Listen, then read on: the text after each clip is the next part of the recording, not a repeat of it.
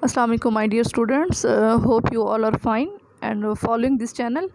If you have not subscribed it yet, kindly subscribe it now and press bell icon so that in privileged pandemic situation you remain connected to your studies.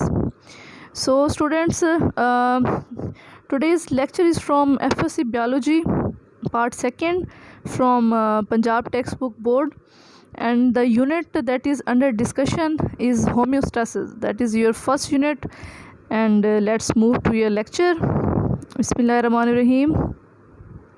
The topic today is that is under discussion, that is renal failure. renal failure से क्या मुराद है? renal failure का मतलब है कि गुर्दे का अपना काम करना बंद कर देना, कि अगर हमारे पास हमारी किडनीज़ जो हैं वो अपना फंक्शन परफॉर्म करना छोड़ दें तो इसको हम क्या नाम देते हैं? रीनल फेल्योर का।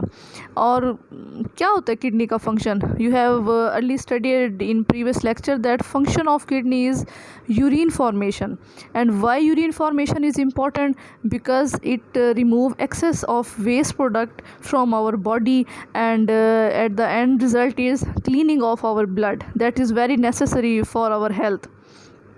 सो रीनल फेलियर किस वजह से हो सकती है? मे बी किडनी को कोई डैमेज भी हो सकता है, और due to any infection. So if the kidneys are not able to perform their function, that is known as renal failure. So in this condition harmful substance remain in our blood, and ultimately it is so much loss to our health. So here are some symptoms. कुछ अलामात हैं जिसे हमें idea हो सकता है कि someone is either suffering from renal failure or not. तो major symptoms इसमें क्या हो सकते हैं? वोमिटिंग किसे कहते हैं? कै का आना, ठीक है, नोज़िया मतली का होना, लॉस ऑफ एपिटाइट, भूख का ख़त्म हो जाना, वीकनेस बहुत ज़्यादा कमज़ोरी हो जाना, एंड डिफ़िकल्टी इन ब्रीदिंग, ठीक है, और सांस लेने में मुश्किल होना. तो सम टाइम क्या होते हैं कि सारे ही सिम्टम्स शो हो रहे होते हैं, और सम टाइम इसमें से कुछ सिम्टम्स शो होते हैं. तो नेक्स्ट हम मूव करते हैं. यहाँ पे उन्होंने बताया हुआ है कि additional part of renal failure. तो ये जो सिम्टम्स मैंने आपको भी बताए हैं ये तो जनरल सिम्टम्स हैं, लेकिन सम टाइम अगर कंडीशन बहुत ज़्यादा सीवियर हो जाए और हमें इस बारे में नहीं पता चल सका पहले कि कोई जो पेशेंट है ही और she is suffering from renal failure, so उसके क्या हमारे पास जो है सीवियर कंडीशन में सिम्टम्स हो सकते हैं. नमूनिया, ठीक है ना, नमूनिया हो जाता है इसमें हमारे पास, यानी कि इसमें बहुत ज़्यादा खांसी आना शुरू हो जाती है, लंग्स इन्फेक्टेड हो जाते हैं, हाई ब्लड प्रेशर हो जाता है, सम टाइम पेशेंट जो है वो कोमा में चला जाता है, और अगर ये कंडीशन बहुत ही ज़्यादा सीवियर हो जाए तो इससे क्या हो सकता है? Loss of life. सो अब नेक्स्ट स्लाइड की तरफ हम मूव कर रहे हैं. यहाँ पे कुछ ट्रीटमेंट बताए गए हैं हमारे पास कि अगर हमें जैसे ही पता चले कि किसी को किडनी फेलियर हो गया है तो मोस्ट ऑफ द टाइम जो है हम उसको डायलिसिस पर लेकर आते हैं, ठीक है ना. डायलिसिस की टर्म यहाँ कॉमनली सुनी जा सकती है. तो हम देखते हैं अपनी सोसाइटी में अगर खुदा न खास्ता किसी को किडनी का कोई इशू हो गया है तो उसको हम डायलिसिस पर लेके आते हैं, ठीक है. तो डायलिसिस क्या होता है? A technique to remove nitrogenous waste particularly the urea from the blood of the patient is called dialysis. तो यूरिया क्या है? यूरिया हमारे पास जो है एक बेसिक नाइट्रोजनस वेस्ट है. अगर ये हमारी बॉडी में अकोमुलेट रहा तो इससे क्या हो सकता है? बहुत ज़्यादा नुकसान हो सकता है. तो हम क्या करते हैं कि ऐसी टेक्निक अपनाते हैं जिससे हम आर्टिफिशली, आप कह सकते हैं कि आर्टिफिशली ब्लड को हम क्या करते हैं? क्लीन अप करते हैं. तो इस अमल को हम क्या नाम देते हैं? डायलिसिस का, ठीक है. तो हमारे पास जो है दो टाइप्स होती हैं डायलिसिस की, that is first one is haemodialysis and second one is peritoneal dialysis. So let's move to next slide. अब पहला हम यहाँ पे जो ट्रीटमेंट डिस्कस कर रहे हैं that is haemodialysis. Haemodialysis means cleaning the blood, ठीक, सिंपल इसका मतलब है ब्लड को क्लीन करना. हीम का जो वर्ड है ना, HAEM, हीम का वर्ड जो है ये ब्लड से निकला हुआ है, और डायलिसिस का मतलब होता है क्लीनिंग करना. So in this procedure the blood is circulated through a machine which contain a dialyzer also known as artificial kidney, ठीक है. अब इसमें क्या होता है कि हमारी जो पेशेंट की जो बॉडी है उसमें से ब्लड को जो है एक ट्यूब के ज़रिए कहाँ भेजा जाता है? डायलाइजर मशीन में भेजा जाता है, ठीक है. अब उस मशीन के अंदर जो है एक मशीन का अपना फ्लूइड होता है, ठीक है, उसको हम नाम देते हैं डायलाइजर का, ठीक है ना. तो डायलाइजर्स क्या होता है?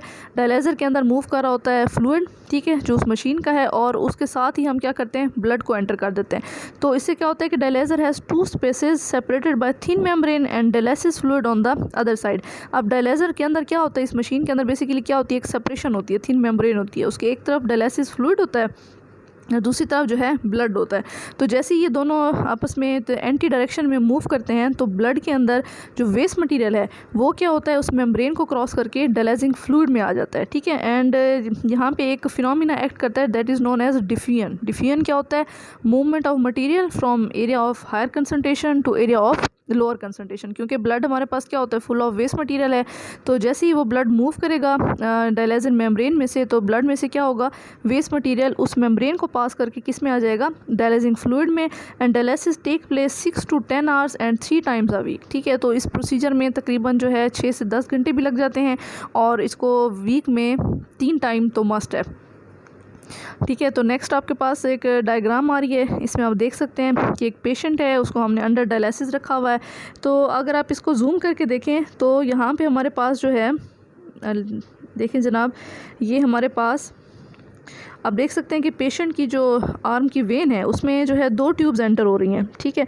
तो इसमें से क्या होगा कि यहाँ से एक ब्लड से मूव करिए इसको, फर्स्ट वन को आप जो राइट साइड पे है इसको फोकस करें, जो वेन है, इसमें से क्या होगा, ब्लड मूव करेगा, ब्लड जाके पंप की तरफ जाएगा, पंप से जाके ये जाएगा डायलाइजर मशीन के अंदर, ठीक है। अब डायलाइजर मशीन में जो ट्यूब्स लगी हुई आपको नज़र आ रही हैं, इसके अंदर ब्लड फिल हुआ होता है, और उन ट्यूब्स के दरमियान में जो है डायलाइजिंग फ्लूइड लगा होता है। So the process of diffusion, तो क्या होगा, ब्लड में से वेस्ट मटेरियल पास आउट होकर किस में चला जाएगा, डायलाइजिंग फ्लूइड में, ठीक है। और फिर अब देख रहे हैं कि एक सेकंड वन जो यूरिन जिसके अंदर एंटर हो रही है, एक नाली एंटर हो रही है, ठीक है। इसमें से क्या होगा, फिर जो क्लीन किया हुआ ब्लड है वो वापस पेशेंट की बॉडी में एंटर हो जाएगा, ठीक है। तो इस तरह जो है हमारे पास क्या होता है, पेशेंट का जो ब्लड है वो क्लीन आउट हो जाता है। लेकिन इस प्रोसेस को कम से कम वीक में 3 बार कराना होता है, क्योंकि 3 दिन के फ़ौरन बाद जो है क्या होता है, अगेन जो है हमारे पास blood full of waste material हो जाता है। अच्छा जी, सेकंड वन जो है हमारे पास जो इसका तरीका है उसको हम नाम देते हैं पेरिटोनियल डायलिसिस का। अब इसके अंदर क्या फ़र्क है पेरिटोनियल में और हीमोडायलिसिस में, पहले तो मैं आपको ये बता दूं, जो हमारे पास हीमोडायलिसिस है उसमें ब्लड को बॉडी से बाहर लेकर आना पड़ता है, लेकिन पेरिटोनियल में क्या होता है, इसमें ब्लड को नहीं ले जाते, बल्कि हम क्या करते हैं, एक फ्लूइड होता है उसको बॉडी के अंदर लेकर जाते हैं और वहीं पर क्लीनिंग होती है। तो इसके लिए बेस्ट पार्ट हमारे पास क्या है, एब्डोमिन, क्योंकि हमारे पास किडनीज़ की लोकेशन भी यही होती है, एब्डोमिन के अंदर होती हैं। तो इसमें देखें कि abdomen has peritoneal lined by a thin epithelium known as peritoneum, ठीक है। अब हमारी बॉडी की जो कैविटी है, हमारी एब्डोमिन, हमारे पेट के अंदर जो स्पेस है, जो जगह है, ठीक है ना, उसको हम क्या नाम देते हैं, पेरिटोनियम का। और उस पेरिटोनियम के गिर्द जो है ना एक थिन सी मेम्ब्रेन होती है, उसको हम नाम देते हैं पेरिटोनियल, उसका पेरिटोनियल मेम्ब्रेन, ठीक है। अब पेरिटोनियल कैविटी जो है इसको हम क्या करते हैं, it is filled with dialysing fluid that enters into the body through catheter, ठीक है ना। कैथेटर क्या होता है, कैथेटर एक ऐसी डिवाइस है जिसको हम क्या करते हैं, इसके फ्रंट पे जो है ना एक बबल लाइक स्ट्रक्चर होता है, ठीक है, उसके अंदर वो फ्लूइड भरा हुआ होता है। तो इस कैथेटर को क्या करते हैं, एब्डोमिन में एंटर किया जाता है। तो इससे क्या होता है कि excess water and waste pass through the peritoneum into the dialysing fluid. तो उससे क्या होता है कि उसके कैथेटर के अंदर जो फ्लूइड भरा हुआ है, जिसको हम डायलाइजिंग फ्लूइड कह रहे हैं, तो बॉडी के अंदर ही रहते हुए ब्लड से वेस्ट मटेरियल किस में एंटर हो जाता है, उस कैथेटर को पास करके डायलाइजिंग फ्लूइड में एंटर हो जाता है।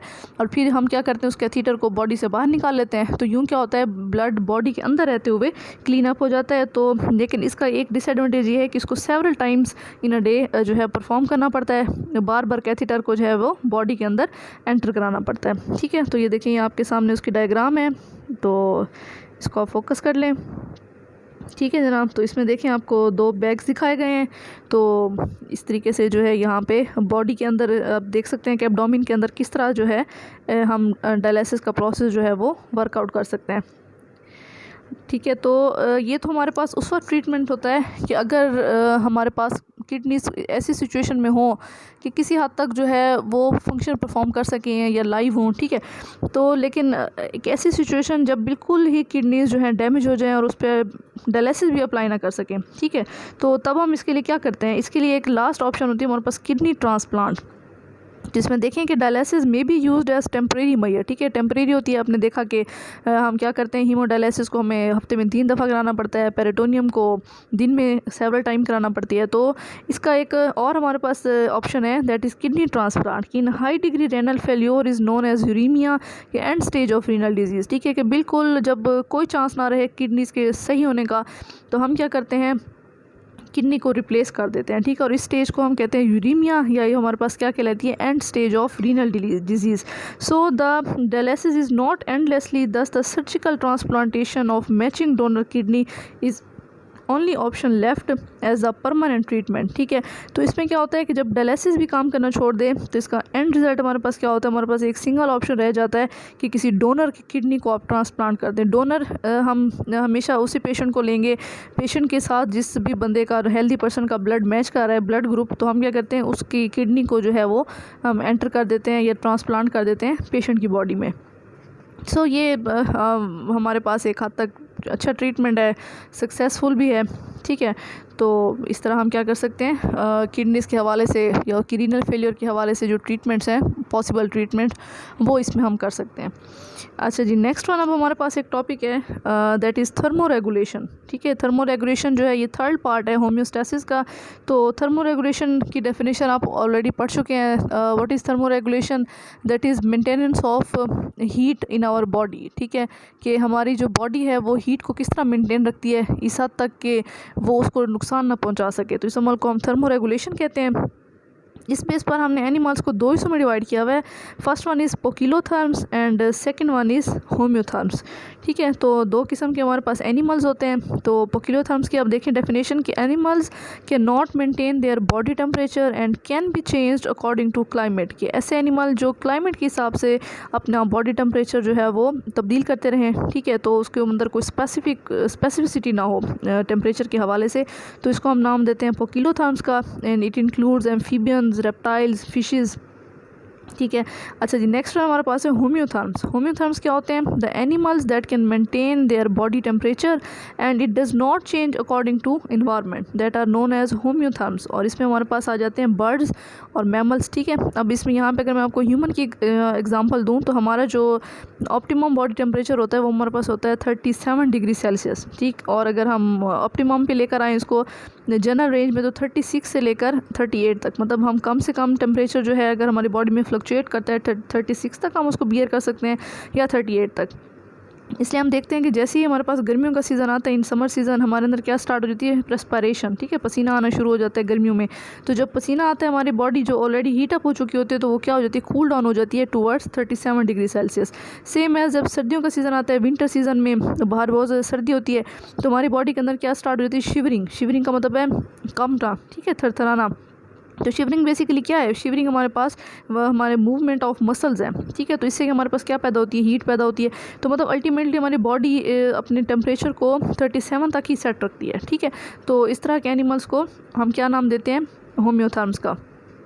तो अब मॉडर्न क्लासिफिकेशन की गई एनिमल्स की, ये भी सेम बॉडी टेम्परेचर के हवाले से, ये that are ectotherm, endotherm and heterotherms, ठीक है। तो एक्टोथर्म देखें, एक्टो मीन आउटसाइड और थर्म का मतलब है हीट। तो इसमें आप देख सकते हैं कि ectotherm means outside, thermic means heat, so that the animal obtain heat energy from the environment is known as ectotherm. या दूसरे लफ्ज़ों में आप कह सकते हो ऐसे एनिमल जिन पर बाहर की हीट अमल करे या बाहर की हीट असरअंदाज हो, ठीक है। इसकी आप अगर इसको बैक टर्म देखें, जैसे हमने पोकिलोथर्म्स पढ़ा, पोकिलोथर्म्स और एक्टोथर्म्स दे आर सेम, ठीक है। और इसकी आप एग्जाम्पल देखें, इन्वर्टिब्रेट्स हैं, फिशेज़, एम्फीबियंस, रेप्टाइल्स। और एंडोथर्म्स क्या होते हैं, एंडो मीन इनसाइड, थर्म का मतलब है हीट, कि ऐसे एनिमल जो क्या करते हैं, अपनी इंटरनल हीट खुद ही पैदा कर रहे हैं और उस हीट को क्या करते हैं, फिर मेंटेन रखते हैं, रेगुलेट रखते हैं। तो इसको हम क्या नाम देते हैं, एंडोथर्म का, ठीक है। So the endo mean inside and therm mean heat, so that these animals use internal energy which is produced during metabolism. अब देखें आप ह्यूमन की एग्जांपल हैं, अगर हम या बर्ड्स हैं या मैमल्स, उनके अंदर मेटाबॉलिज्म हो रहा है, ठीक है ना। मेटाबॉलिज्म क्या होता है, it is collection of catabolism and anabolism, कि हमारी बॉडी में बहुत सारे रिएक्शंस हो रहे हैं, ठीक है। तो इसको हम कैटाबॉलिज्म और एनाबॉलिज्म कलेक्टिवली इसको मेटाबॉलिज्म का नाम देते हैं। तो इसके नतीजे में जो हीट पैदा होती है, हमारी बॉडी इसको क्या कर सकती है, रेगुलेट कर सकती है, ठीक है। तो इसको हम क्या नाम देते हैं, एंडोथर्म्स का। तो थर्ड वन एक हमारे पास न्यू टर्म आई है, दैट आर नोन एज हेट्रोथर्म्स। हेट्रोथर्म्स क्या होते हैं, those animals that are able to maintain their body temperature within certain variation so that their body temperature can be changed up to certain limits are known as heterotherms। ठीक है, अब ये ऐसे animals हमारे पास बड़े यूनिक एनिमल्स होते हैं। ये क्या करते हैं, ये अपने बॉडी टेम्परेचर को वेरिएट कर देते हैं। ठीक है, और ये मोस्टली ये हमारे पास जो है क्या कर सकते हैं, अगर उनके बॉडी अगर बाहर की इन्वायरमेंट में जैसे जैसे टेम्परेचर चेंज होता रहता है वो भी अपनी बॉडी के टेम्परेचर को उसके मुताबिक सेट कर लेते हैं। ठीक है, तो वेरिएट करते रहते हैं वो अपनी बॉडी टेम्परेचर को। तो इसमें हमारे पास बैट्स आ जाती हैं, ठीक है ना, चमगादड़ हैं, हमिंग बर्ड्स हैं। तो ये क्या करते हैं, अपनी बॉडी टेम्परेचर को फ्लक्चुएट कर देते हैं।